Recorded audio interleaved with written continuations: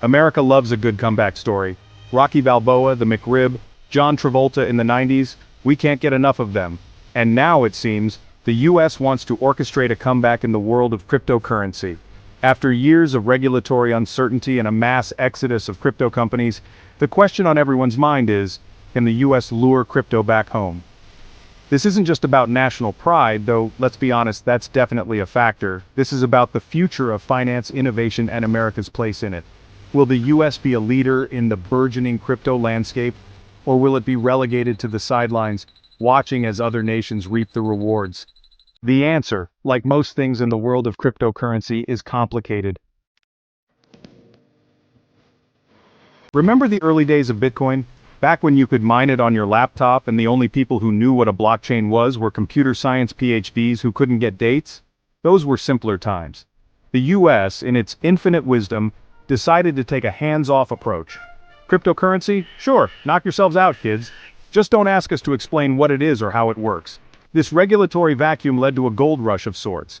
Initial coin offerings, or ICOs, popped up like dandelions after a spring rain, raising billions of dollars with little to no oversight. It was the Wild West, but with more lines of code and fewer actual cowboys. But then came the inevitable. The Securities and Exchange Commission, the sheriff of Wall Street, finally decided to mosey on into town. And they weren't happy. In 2017, the SEC dropped a bombshell. Most cryptocurrencies, they declared, were actually securities. This meant they fell under the SEC's jurisdiction, and anyone issuing or trading them needed to play by their rules. The problem was, those rules were about as clear as a mud puddle after a rainstorm.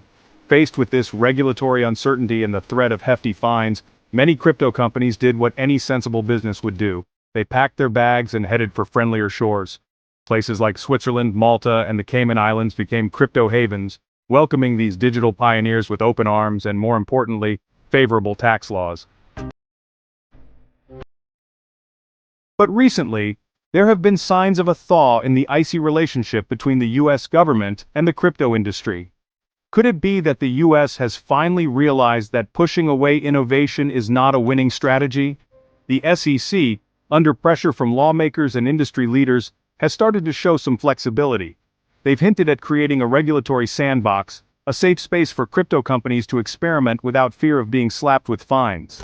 They've even suggested that some cryptocurrencies might not actually be securities after all. Shocking, I know. Section 5 DAOs in disguise. Adding fuel to the fire, some legal eagles are getting creative. Enter the Decentralized Unincorporated Nonprofit Association, or DUNA. It's a mouthful, I know, but stick with me. DUNAs are basically a new legal structure designed specifically for decentralized autonomous organizations. Those weird internet collectives that operate without any central authority. Think of it as a way to give DAOs, which are notoriously difficult to regulate, a legal identity. This could be a game changer, allowing DAOs to operate legally in the US and potentially paving the way for a new wave of decentralized innovation. Section 6, tax-free crypto, a trump card. And then there's Eric Trump, who, in a move that surprised absolutely no one, has thrown his hat into the ring. His proposal: make crypto gains tax-free. Yes, you heard that right. Buy Bitcoin, make $1 million, and the IRS won't come knocking. Now, whether this is a good idea or just another example of the Trumps trying to line their own pockets is up for debate. But one thing's for sure, it's got people talking. And in the world of crypto, that's often half the battle. Section 7, crypto comes home, a pipe dream or reality. So will all of this be enough to lure crypto companies back to the US? It's too early to say for sure.